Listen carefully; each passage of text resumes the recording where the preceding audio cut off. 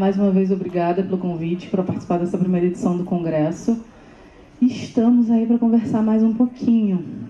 E aí, para a gente pensar um pouquinho, eu vou já passei antes da hora, mas tá tudo certo.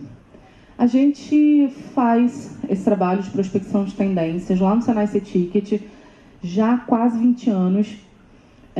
E todo semestre a gente lança um relatório direcionado e focado em decodificações mais estratégicas para cadeia nacional. Então, o foco nosso é traduzir o que está acontecendo e trazer estratégias e entendimento sobre macro temas para a cadeia. E aí a gente vai depurando isso para tentar materializar, já apontando alguns direcionamentos de cores, insights sobre produtos, mas são insights.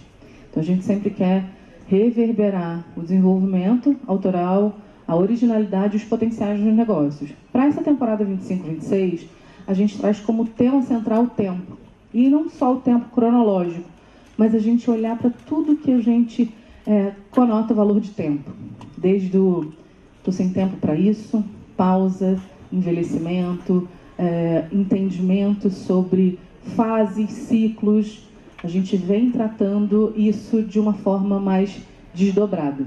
Por que a gente traz esse tema? A gente tem sofrido, enquanto sociedade e consumidor, uma aceleração nos últimos anos. Antes da pandemia, enquanto prometeram um novo normal para a gente tinha um olhar sobre essa evolução, a sazonalidade das tendências, a gente tinha uma ruptura um pouco mais marcada. A gente viu essa aceleração acontecer em paralelo à tecnológica, entre outros fatores socioculturais, geopolíticos, e para não falar mais uma vez, e aí não deixando de falar, está implícito, a todas essas crises que são correlatas e potencializadoras uma das outras, a gente começa a entender pelo viés de quem utiliza a moda e quem faz moda, como é que a gente está se relacionando com isso. Então, alguns comportamentos estão se intensificando, se desdobrando, e a gente está vendo isso acontecer também na dinâmica dos negócios. Então, nada como falar sobre tempo, desde aquele que a gente precisa até aquele que a gente precisa acelerar, reduzir, para a gente olhar para esses momentos. Por que é interessante falar? A gente traz aqui sempre como direcionadores chaves da temporada, e aí vocês vão ver isso replicado umas 3 vezes, que a gente, dentro do tema central, subdivide ele em 3 conceitos direcionadores. E aí a gente traz alguns pontos chaves para o que a gente vai ver 25-26. Então, quando a gente fala em 25-26, é o que vai estar acontecendo lá em abril nas vitrines de 26. Na verdade, em setembro de 26, porque é primavera. Então, a gente começa a pensar em algumas discussões e alguns modus operandi da sociedade que estão mudando e dos negócios. Então, a gente traz o intergeracional, para além do discurso do etarismo, alguns olhares sobre pausas estratégicas, falando não só de ciclos industriais, mas também de renovação e regeneração, de pautas de sustentabilidade, multicultural, novos olhares sobre inspirações e o que está acontecendo para nichos e comunidades de consumo, a temporalidade. Mais uma vez, a gente vê que tudo isso se conecta, né? Conexões mais alegres, inovação ancestral, necessidades opostas e futuro em construção. Então, tem alguns desdobramentos que a gente vai ver. Para começar essa nossa conversa, a gente começa no primeiro tema que a gente nomeou de pretérito perfeito. O pretérito perfeito vem de uma evolução de comportamento onde a gente se depara com o consumidor, e nós mesmos, super exaustos, principalmente depois dessa promessa que tudo ia ficar bem. A gente está mais acelerado, a gente tem um consumidor que é mais dissociativo. Quantas vezes vocês saem das aulas ou depois de um dia cansativo, vão para casa, sentam na cama, no sofá, liga a TV e começa a passar o feed? Nada prende a atenção. Então, são estratégias que a gente precisa pensar enquanto designers, enquanto marcas, enquanto negócios, para como fazer com que esse consumidor não seja engajado, mas que a gente proponha soluções. Então, olhar para o design como um bálsamo. Aquilo que alivia, aquilo que refresca, aquilo que tem funcionalidade dentro de cada momento e necessidade para esse consumidor. Então, essa celebração e soluções que ampliam experiências ou que tragam essas pequenas pílulas de felicidade, a gente começa a visualizar como alguns insights estão amadurecendo e sendo desdobrados para engajar o consumidor.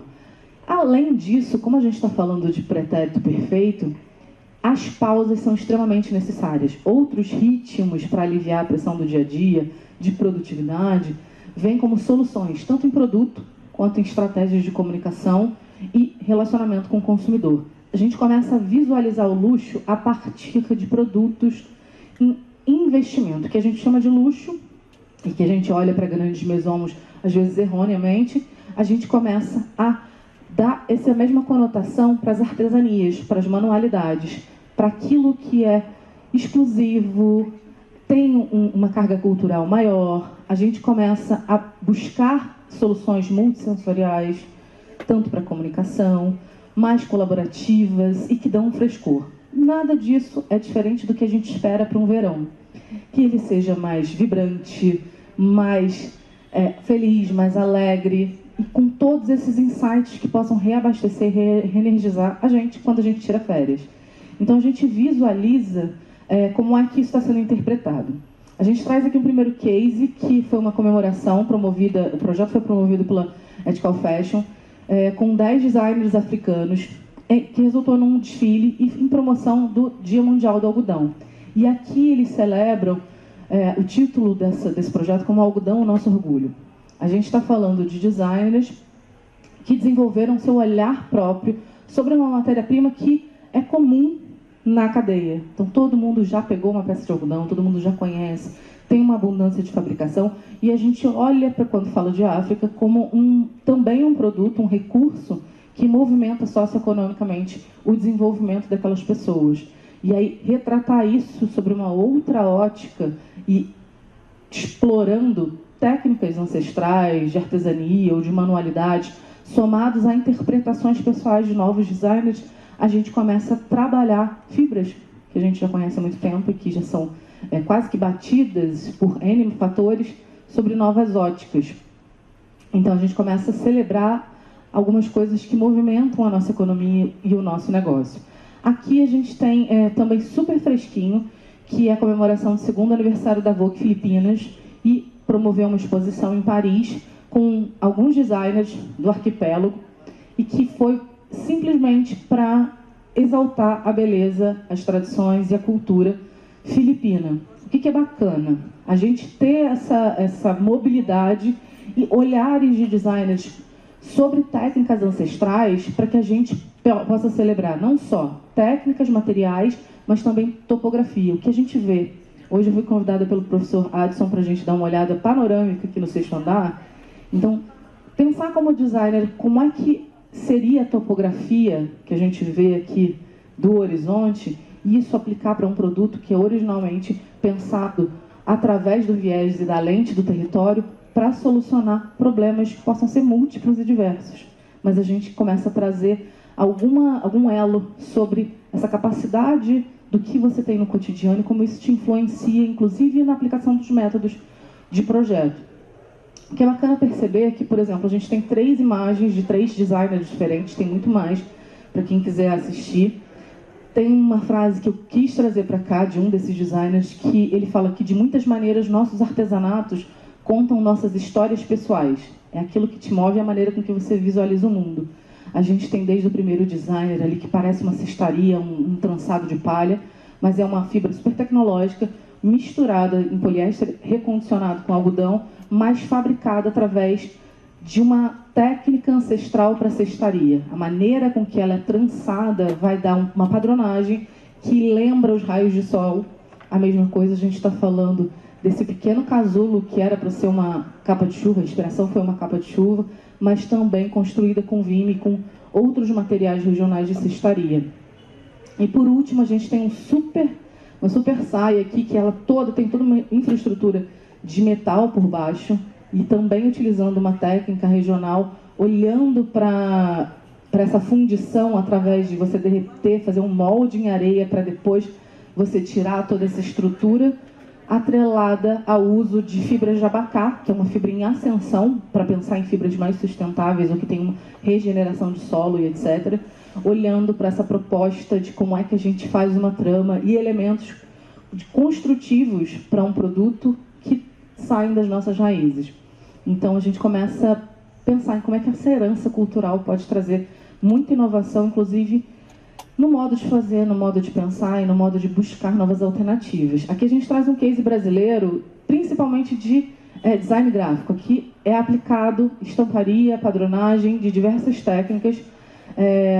A Polka Design lançou uma coleção que chama Ortográfico, bioinspirada, e no Cerrado, e aí eles desenvolveram essas estamparias, não só através da construção de rapós e padrões, que a gente está vendo aqui, mas também com estamparia botânica. Então, a construção é muito interessante de como você decupa da mesma inspiração diversas possibilidades e abordagens estéticas para atender uma funcionalidade sem se desatrelar à sua base de pesquisa e aprofundando isso de maneiras diferentes para a interpretação. Aqui é muito legal. Lembra que eu falei que a gente está precisando de uma pausa?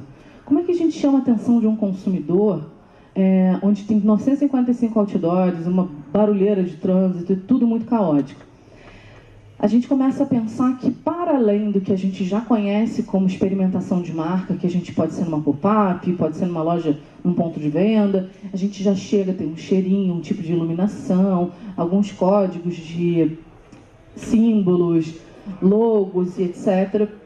E se a gente fosse falar da marca e de quanto ela representa no cotidiano do consumidor, sem fazer isso através de a estimulação de outros sentidos? A gente busca esse mergulho, enquanto consumidor, em mais experiências sensoriais, para além do visual e do olfato e do sonoro. E aí a gente tem um olhar aqui que um dado de 82% dos consumidores globais esperam que o máximo possível de seus sentidos sejam envolvidos quando vão experimentar alguma coisa nova. E aí, olhando para esse outdoor, vocês têm, óbvio que vai dar para ler aí, né? Mas vocês têm uma ideia de que marca a gente podia estar falando aqui? Sem forçar a vista, por favor, senão vocês vão acabar com a minha charada.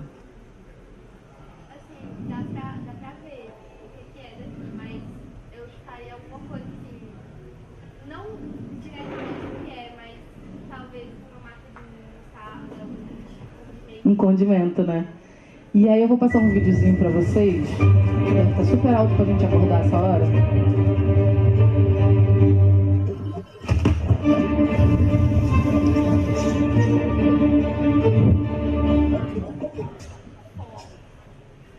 Isso aí que eles queriam.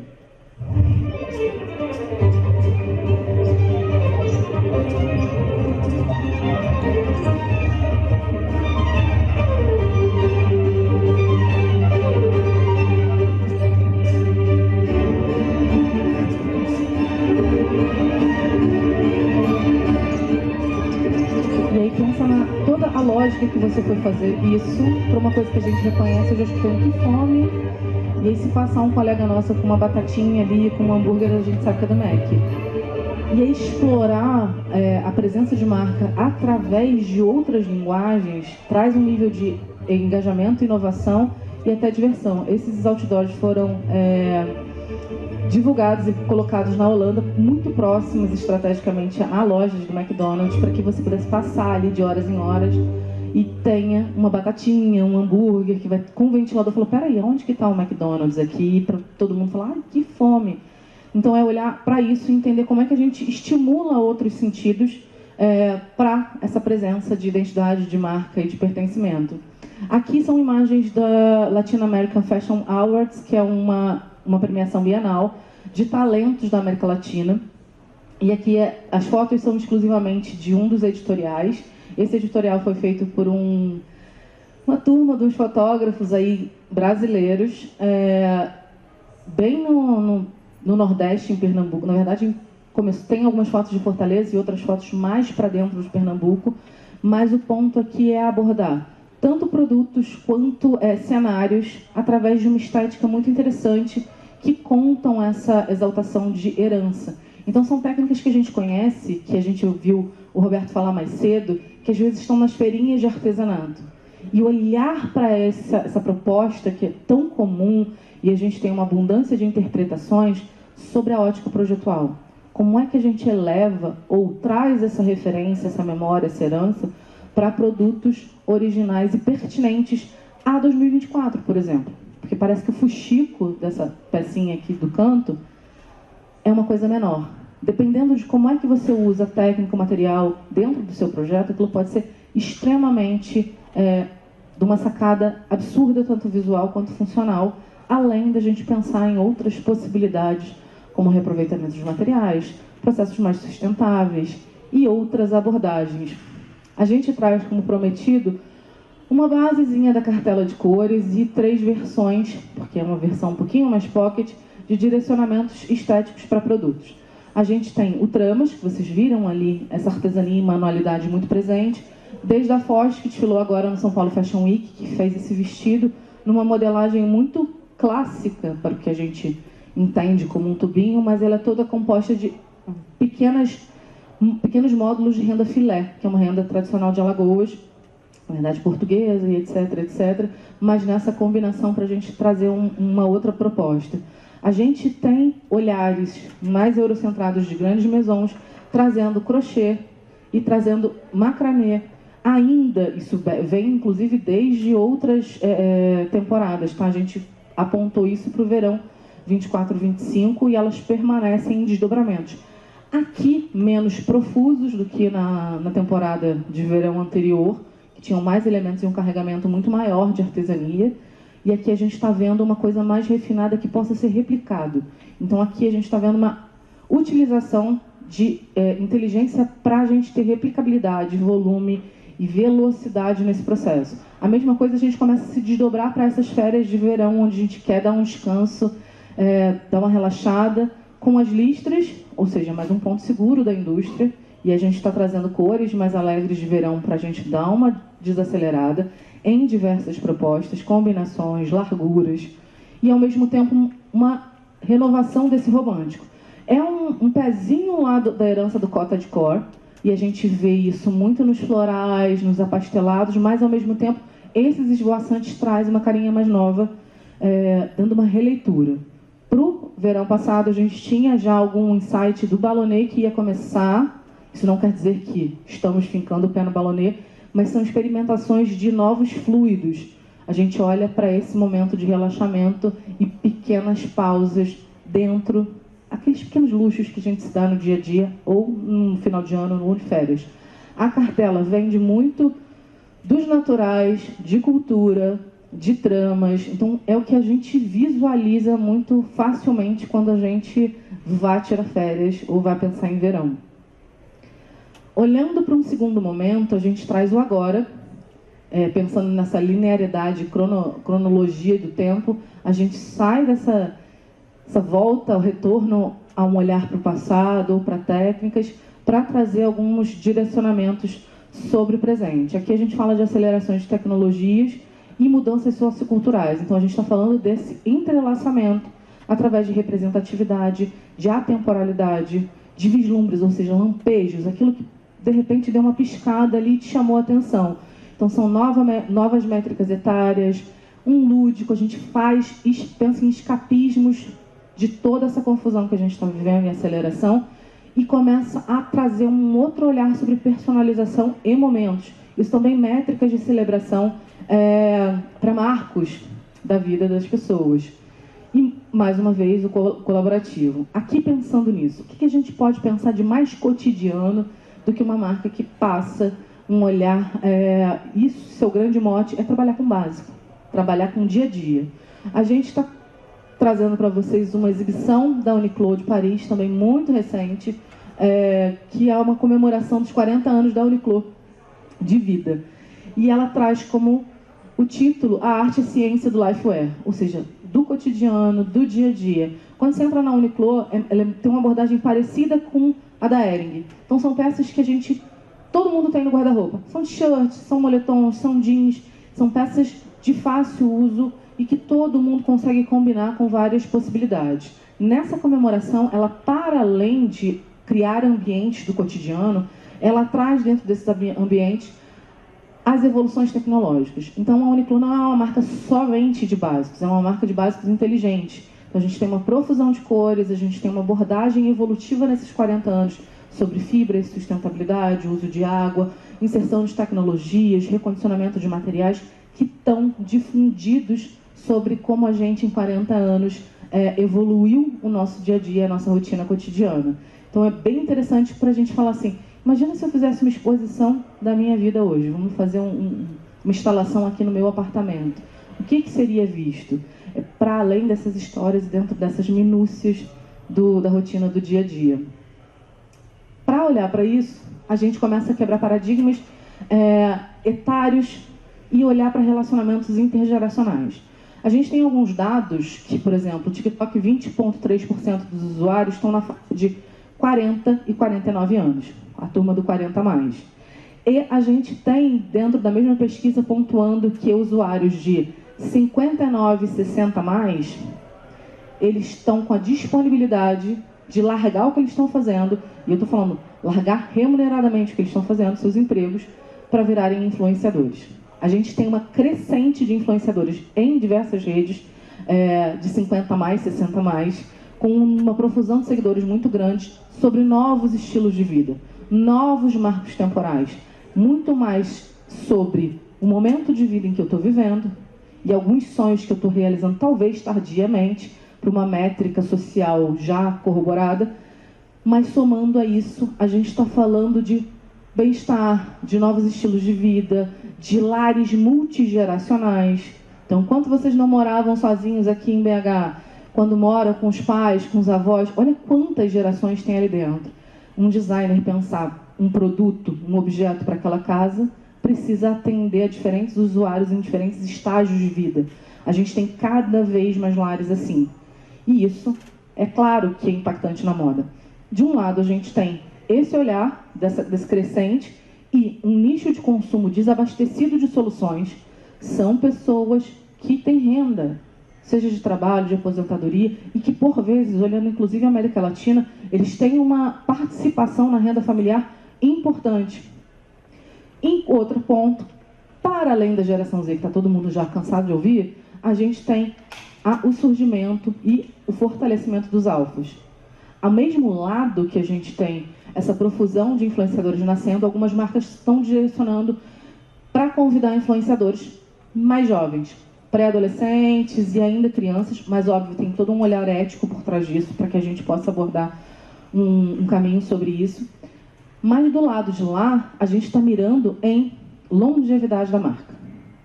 A gente está pensando em buscar literalmente uma geração que já nasceu com a internet como a gente conhece hoje, com essas profusões tecnológicas e acelerações, para que a gente, daqui a 5, 10 anos, que eles estejam mais aptos a comprar, a gente esteja falando com um consumidor jovem na mesma língua, com os mesmos interesses. Então, já são estratégicas acontecendo.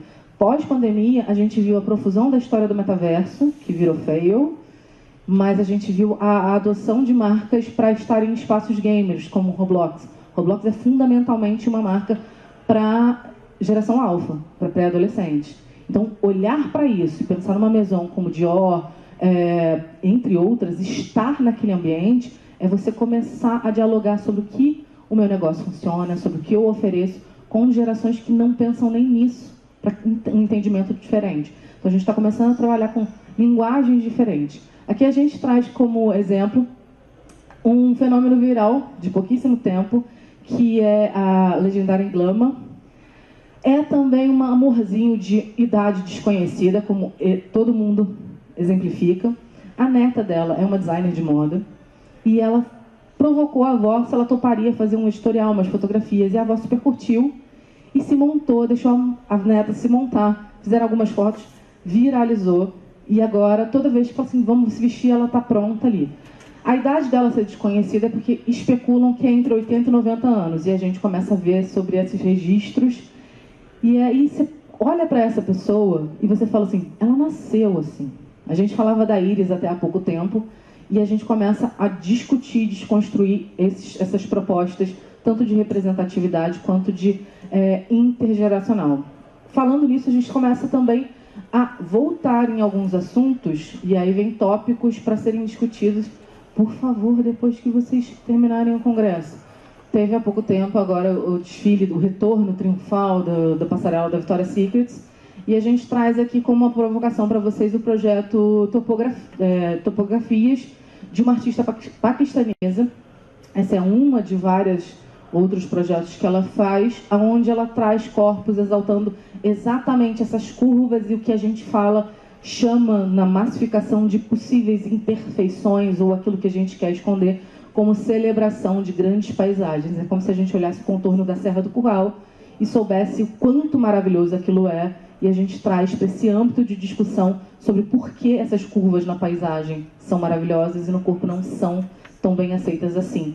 Então aqui a brincadeira são moldes, ela modela em cima dos corpos das modelos e dos modelos e trabalha essa construção de cores através dessas texturas, lembrando essas visualizações ao longe ao horizonte e essa topografia inspirada na natureza. E aí vem, mais uma vez, eu estou vendo a carinha dos monitores aí do congresso, vocês vão se entender aqui. A Nike está passando por alguns momentos, e vocês já devem estar sabendo sobre isso. Um deles é sobre a queda da linha de corrida, principalmente com o surgimento de outras marcas. E aí, pensando em adotar uma posição estratégica e como levar aquele produto ao consumidor real que compra, a gente começa a desmistificar uma comunicação para atletas, para alta performance. Isso a gente já falou sobre a marca, a gente já explorou isso. Agora eu quero falar com você que está correndo atrás de manter o cardio em dia, não subir o colesterol, fazer um exercício. E aí ela lança, primeiro, lá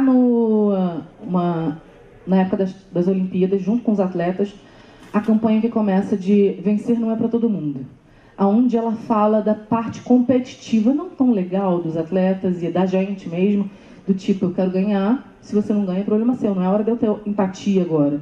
E é esse sentimento que vive dentro da gente, que a gente não conta para ninguém, que ela desdobra para nós, meros mortais, em 4 campanhas.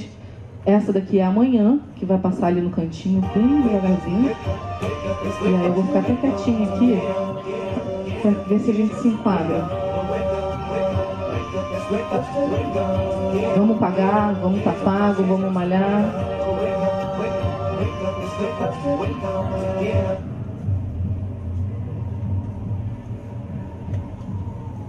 E é exatamente o que a gente faz para acontecer ou para obter.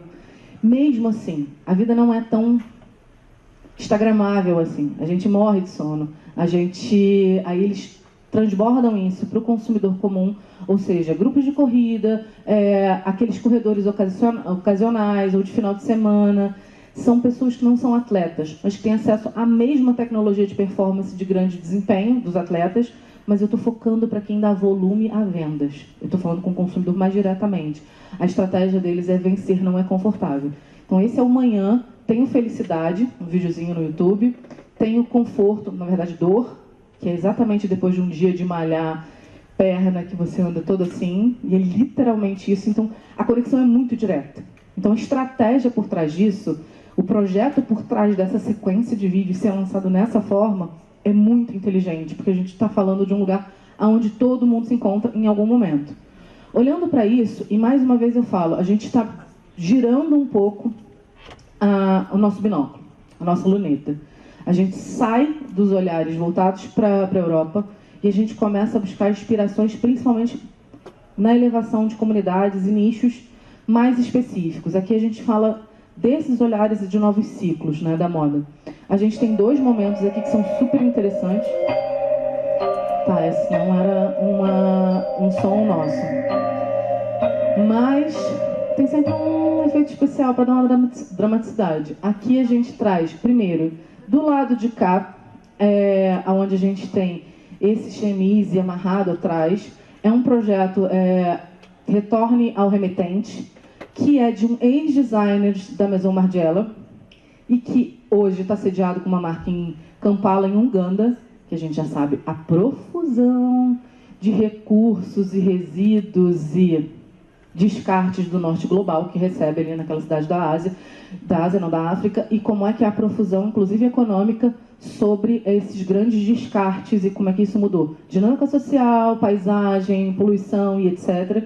E a gente traz um ex-designer de uma grande maison com um projeto de upcycling a partir do que chega desses containers e faz produtos super interessantes, reconstruindo essa lógica e não vende para a África, não vende para o sul global, ela só vende para o norte global, Estados Unidos, Europa e Japão. Então, você mandou para cá, eu estou mandando para você, só que de uma maneira mais inteligente. Um outro ponto é meio a meio, e a gente tem ali a Marine Serre, que é muito conhecida por conta dessas luazinhas, esses padrões de luazinha, e ela trabalha uma abordagem sobre a sustentabilidade quando é possível. O que é possível e o que eu consigo fazer enquanto designer nesse momento.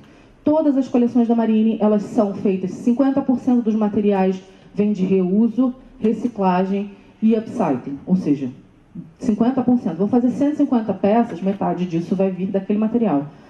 A outra metade, que é o que eu consigo fazer, ainda não tenho essa profusão, eu vou pensar em bases mais funcionais e inteligentes, que vão me dar caminhos para reciclar, remanufaturar, remanejar, reconduzir.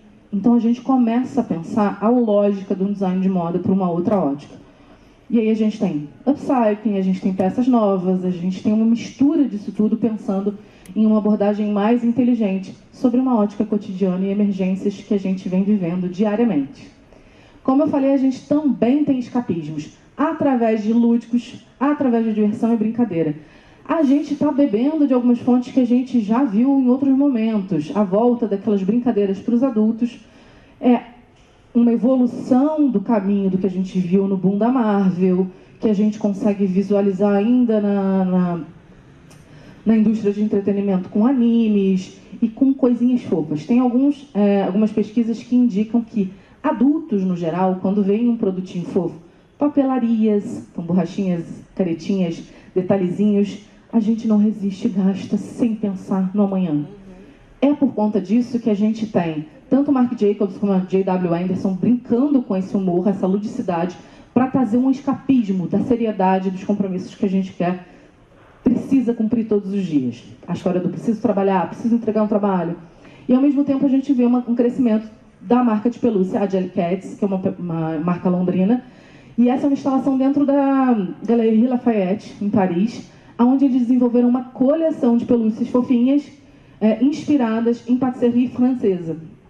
E aí a gente olha, não são só as fofurinhas, mas toda a lógica e a dinâmica. Então você vai comprar um bichinho fofinho, um croissantzinho, ele vai ser entregue, embalado, igualzinho que você fosse passar para comprar um croissant numa boulangerie em Paris. Então tem o vendedor fazendo falando que está passando uma suquinha, embalando no papel manteiga, botando numa embalagem. A gente começa a brincar com essa pelúcia que pode ficar lá no nosso estante de enfeite, mas a interação vai por outros caminhos. Então a gente começa a buscar essas fugas da nostalgia e da brincadeira, ou seja, mais uma vez a gente dá uma voltada no tempo para outros lugares que nos traziam esse conforto, né? E aí a gente olha para esse tempo agora e a gente fala, olha como é que a gente já dá uma clareada nessa nostalgia, a gente dá uma adocicada, mas ao mesmo tempo tem algumas coisas mais vibrantes. Então não são cores tão puras, mas também não são apastelados somente, a gente tem um quê de esbranquiçado nessas cores, e a gente começa a brincar sobre essas óticas que a gente falou, do que já vimos nas passarelas.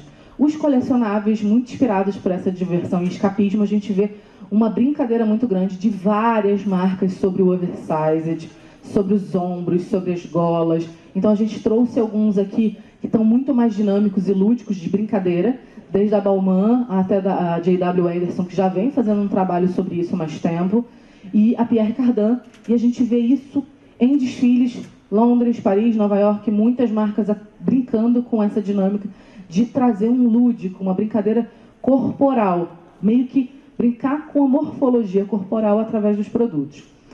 Um crescente que vem acontecendo são o look office, né, inspirado no que a gente vai para o formal do escritório, as roupas de trabalho, e a gente vê uma profusão do oversized, do deslocamento dos ombros e das golas. Aí vem decote. Então são peças que a gente conhece, mas que a gente reinventa, reinterpreta, para que a gente quebre essa seriedade. Muita gente está fazendo isso e não está fazendo isso desde agora. E a gente traz um olhar, porque é verão, né, gente? Tem que botar um pouquinho de pele à mostra para um minimalismo sensual. Tem desde da evolução do desdobramento do sportcore, com o que a gente já viu durante as Olimpíadas com samba, com tênis, com a camisa de futebol, também brincando com um pouco da silhueta, ampliando o quadril, afunilando cintura, mas tem uma estética que a gente já conhece, até a gente pensar nos minimalismos. Esse minimalismo sensual é olhar para produtos muito fáceis de construção, mas que a gente tem uma bocinha de eu estou ali segura, eu sei que eu sou essa poderosona toda empoderada e vou lançar. Isso percorre também para quem tem um pezinho lá no romântico. Então a gente vê muitos cutouts, ou seja, alguns recortes estratégicos e drapeados e plissados nas peças. Então a gente começa a pensar, são tecidos confortáveis, fluidos, leves, uma combinação dessas propriedades para a gente ver essa dinâmica de verão.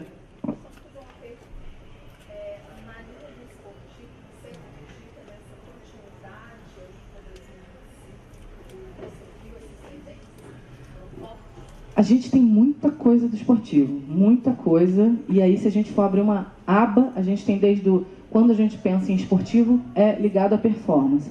Tem utilitários urbanos, a gente vai desdobrar para performance e tecnologia aplicada no tecido, seja UV, transpiração, calor, até pensar em circulação, a gente tem uma profusão disso. A gente tem uma crescente que ultrapassa o esportivo e vai do esportivo, pensando em produtos funcionais e com performance.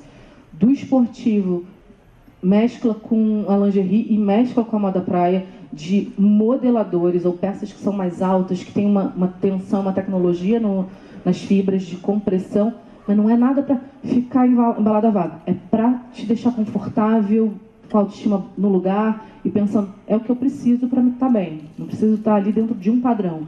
Então a gente começa a visualizar isso.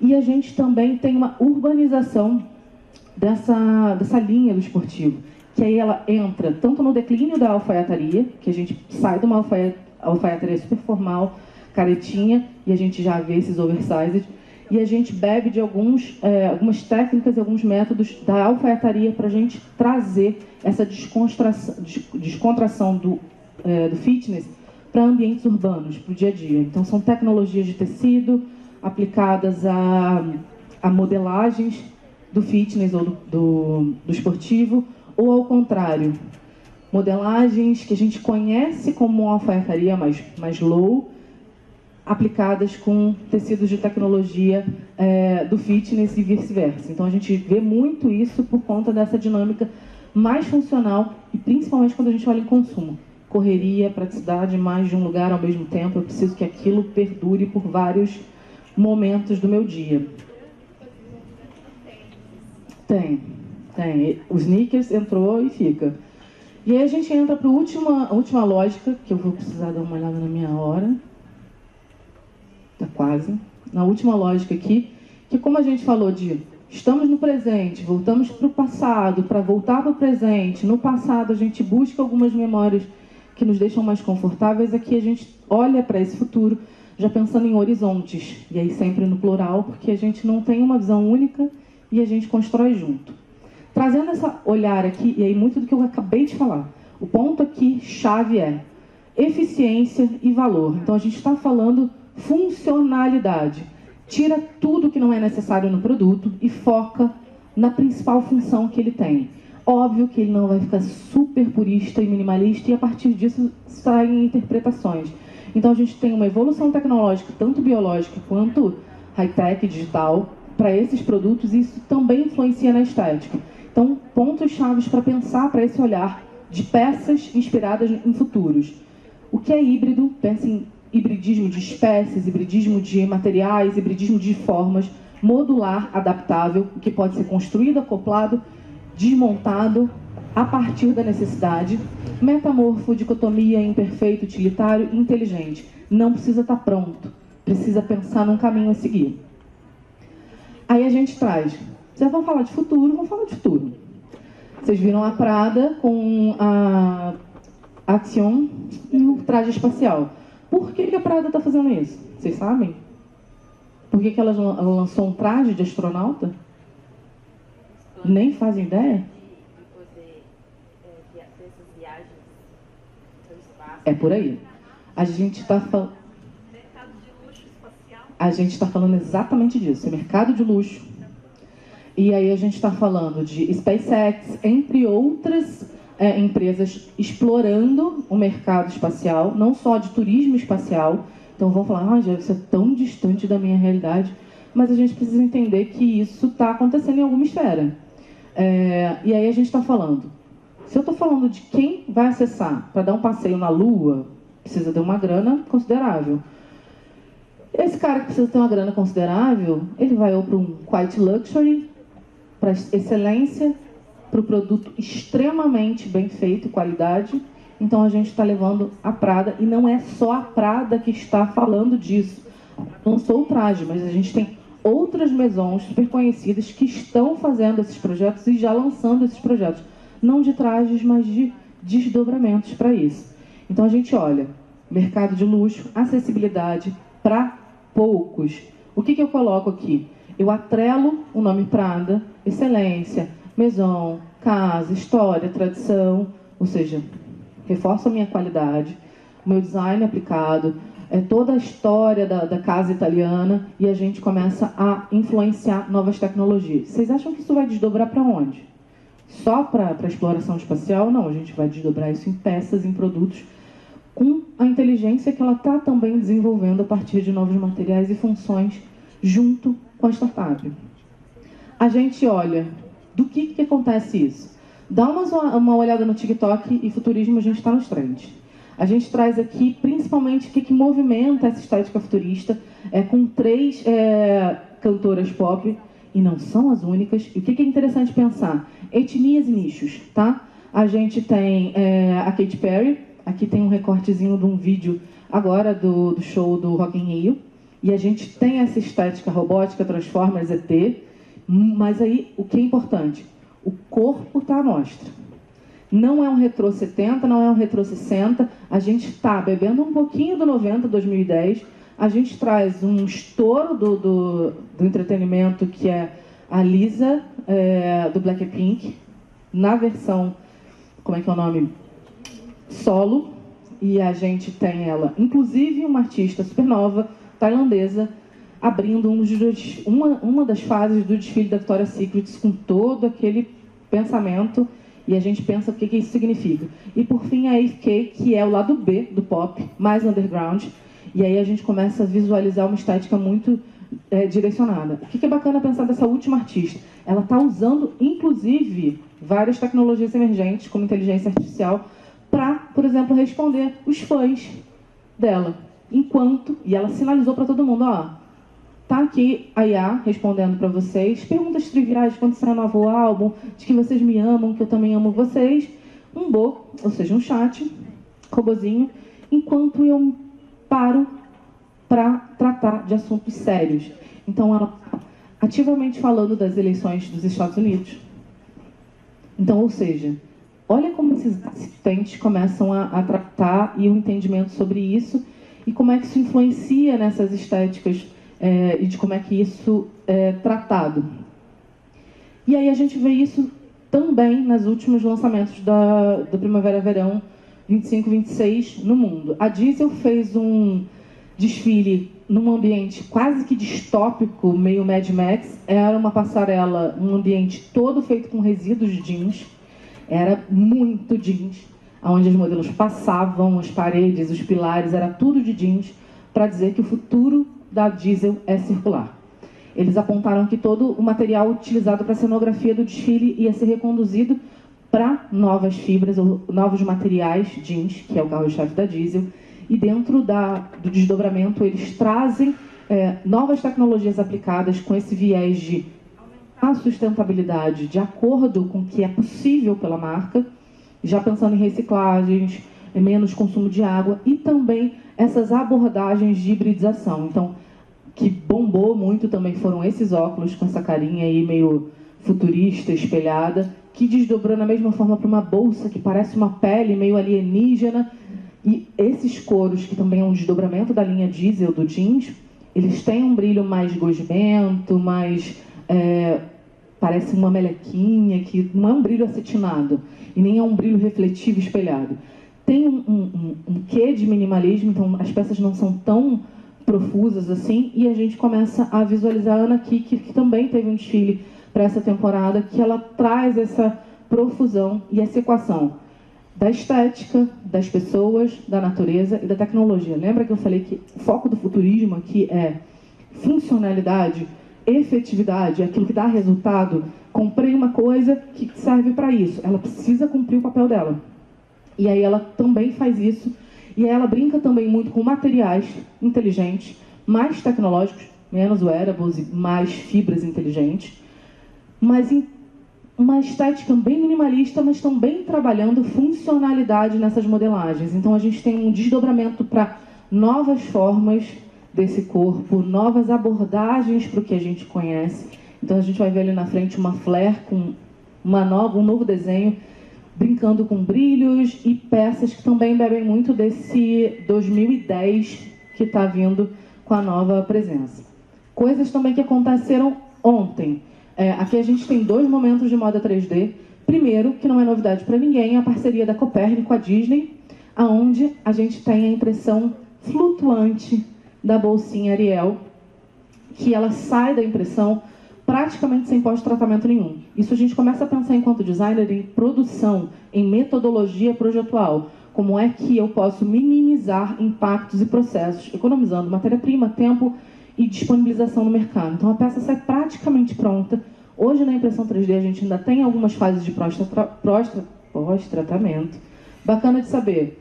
Essa resina que é usada na Copernic, ela também tem uma base biodegradável, ou seja, tem uma base biológica, além de biodegradável, já pensando em retorno para o meio ambiente. Do outro lado, a gente tem a balena, que essa calça que parece ser uma rendinha, quem não está vendo, quiser chegar aqui um pouquinho para frente, pode chegar.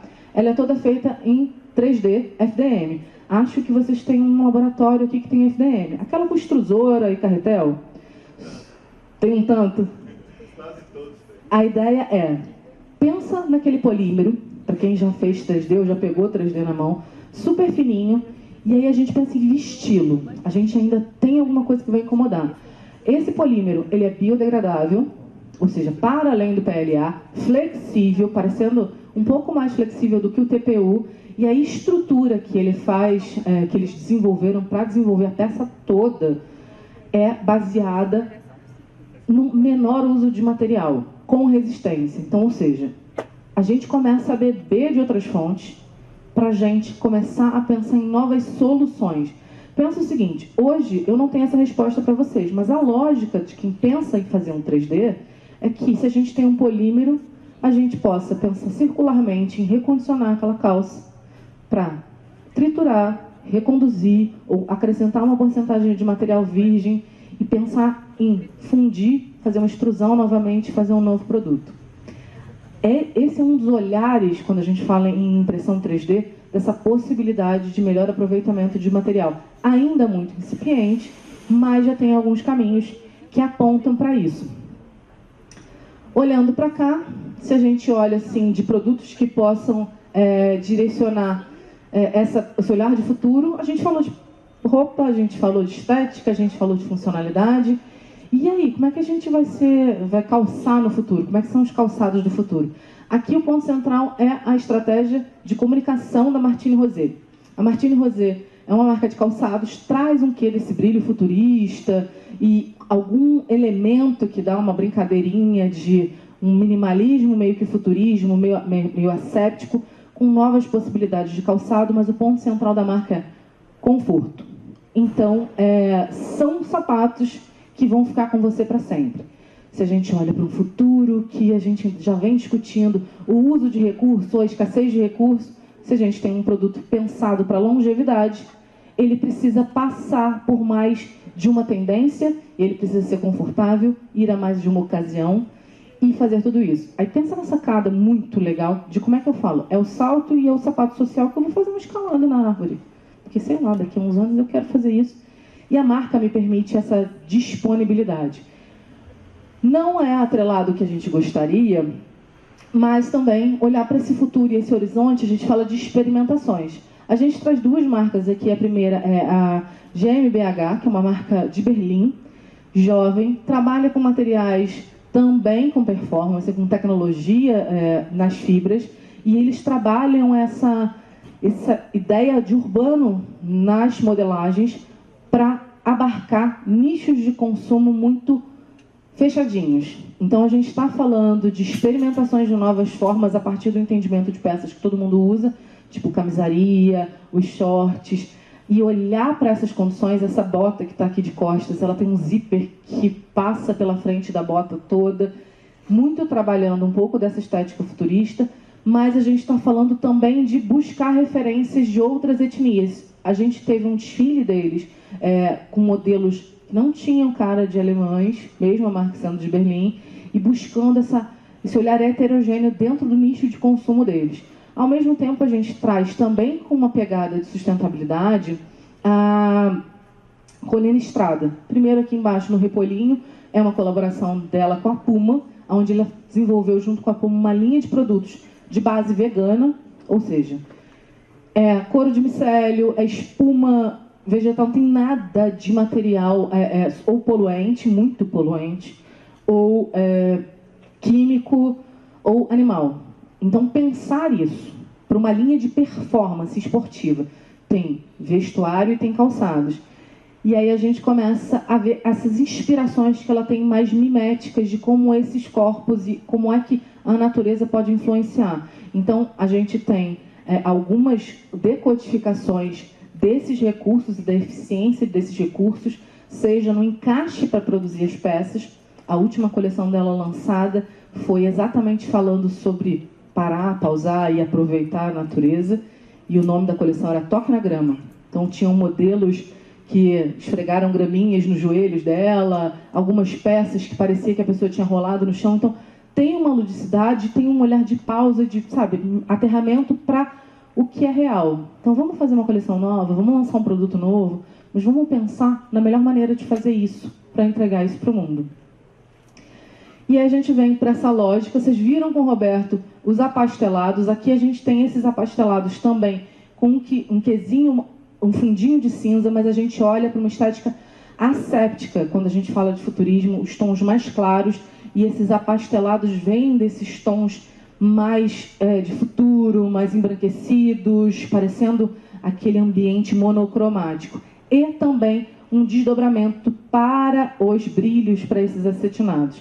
Então, a gente tem o que a gente chamou de Matrix, que são esses, o preto de verão, que a gente viu com o Roberto mais cedo, e a gente começa a visualizar tanto os brilhos quanto essas novas formas para a composição de peças funcionais, também trabalhando novas estéticas de corpo. Para essas novas estéticas de corpo, a gente desdobra desde a Rabanne, pensando no básico, pensando no look espacial, prata, bem bebendo lá do retrô, até a gente olhar para a Artemisia, que é nacional, e desfilou agora também no São Paulo Fashion Week, juntando com a Schiaparelli. A gente olha para novos corpos, meio que moldando, e a gente tem um pouquinho de referência em ETs, em novos comprimentos, novas cinturas e estruturas que a peça começa a trazer a partir dessa viagem espacial. Ao mesmo tempo, a gente tem um olhar meio Mad Max, distópico, Duna, e bem caótico, aonde a gente vem com os utilitários funcionais nessa recondução, bebendo da estética esportiva e dos códigos de construção de produtos esportivos, trazendo essas composições em materiais mais inteligentes, de camadas, gramaturas, transparências e toques e até funcionalidades para esses materiais, mas que bebem de peças que são pensadas exclusivamente para esse olhar do fitness, do performance. Então, a gente tem inspirações em corta-ventos, a gente começa também a trazer outras cores que não são tão performáticas ou tão impactantes quanto tem no esportivo, trazendo esses olhares meio de origami e trazendo uma ótica meio de proteção, de como é que aquela peça pode funcionar em diferentes aspectos ou desafios para esse consumidor olhando para um futuro mais complicado, mais distópico. Super falei rápido, a hora é agora. Se anotamos, anotamos. Se não anotamos, deixa o verbo rolar, que a gente vai finalizando por aqui o nosso tempo. Quem quiser um pouquinho mais, o @InovaModaDigital no Instagram e o www.inovamodadigital.com.br no nosso site. A gente vai lançar já semana que vem acredito, porque eu já estou um pouco perdida nas datas, mas a gente vai, um material exclusivo com desdobramento da nossa apresentação, cores mais completas, a gente tem uma matriz de cores para a estação dividida em 5 temas norteadores, mais naturais, performance, pop, pensando já em nichos de mercado e segmentação, com 50 cores, código Pantone para facilitar a vida dos designers, e por aí vai desdobrando. E a gente costuma desdobrar até o próximo lançamento, com atualizações no nosso blog, também lá na plataforma. Então, dúvidas, estamos aí. Mais uma vez, muitíssimo obrigada e até daqui a pouco.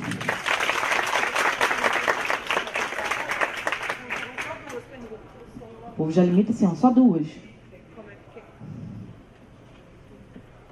Boa noite, Angélica. Boa noite. Na verdade, não é nenhuma pergunta, é uma provocação.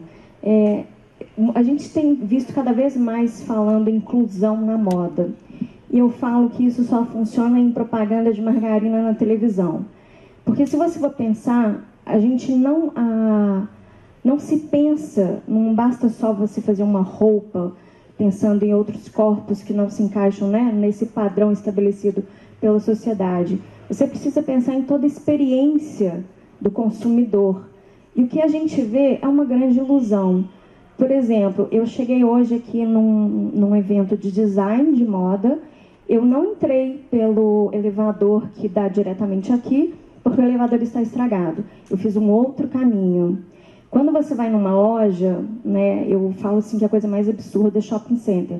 Você procura um shopping center, quem é cadeirante, quem tem mobilidade reduzida, né, que já tem uma limitação de obstáculos na vida, né, na sociedade. A gente vai no shopping, você acha que vai encontrar as lojas acessíveis, né, para você. E você chega, eu conto nos dedos quantas lojas são verdadeiramente acessíveis, onde você vai encontrar um espaço de circulação, onde você vai encontrar araras que te permitam, quando você está de cadeira de roda, a olhar a roupa, ter a mesma experiência que a outra pessoa.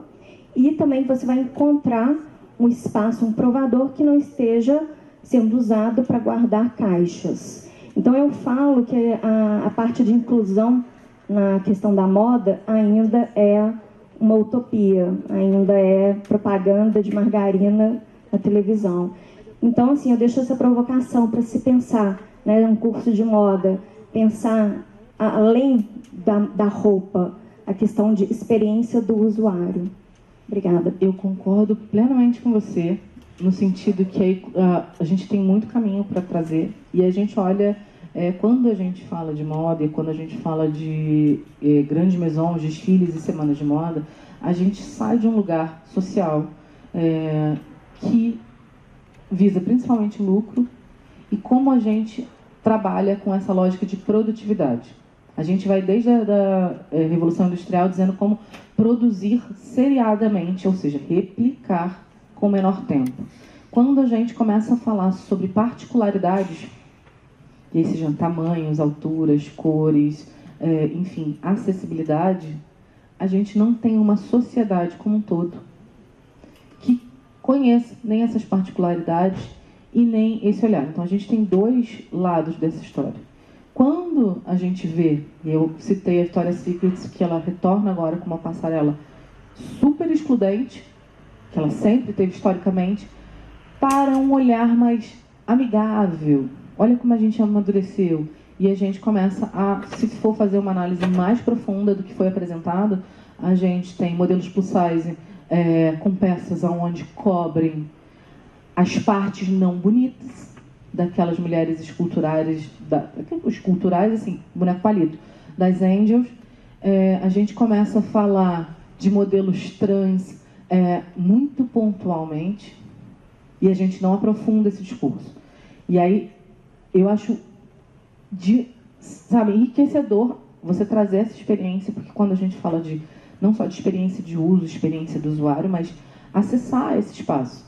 A gente tem algumas marcas ainda de forma incipiente trabalhando com essas soluções, o que faz com que isso não ganhe escala, seja mais caro, menos acessível. Então é quase que um círculo vicioso. Então a fala, para mim, faz todo sentido, mas eu acho que provavelmente deveria reverberar mais nessa turma aí que está no restante do auditório. São novos designers que estão pintando por aí. E como é que a gente pensa em mais possibilidades? Porque, assim, o que a gente falava de público-alvo, a gente não está falando mais só de gerações. A gente está falando de abordagens e multiplicidade.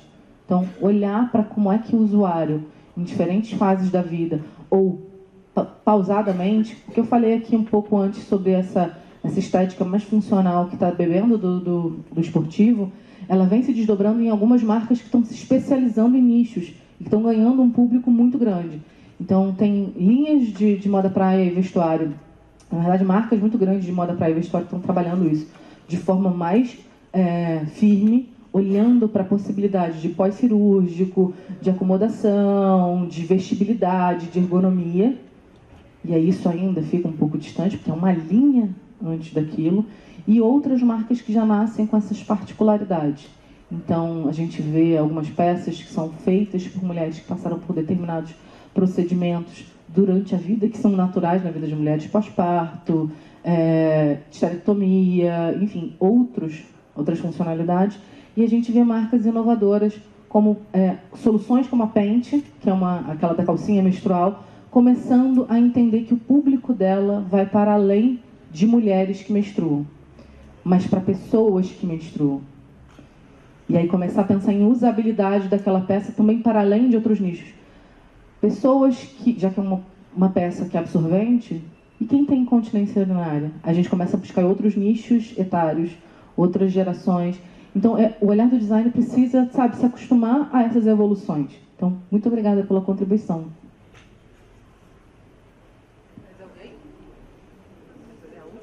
Eu sei que vocês estão morrendo, gente. Olha a hora, né?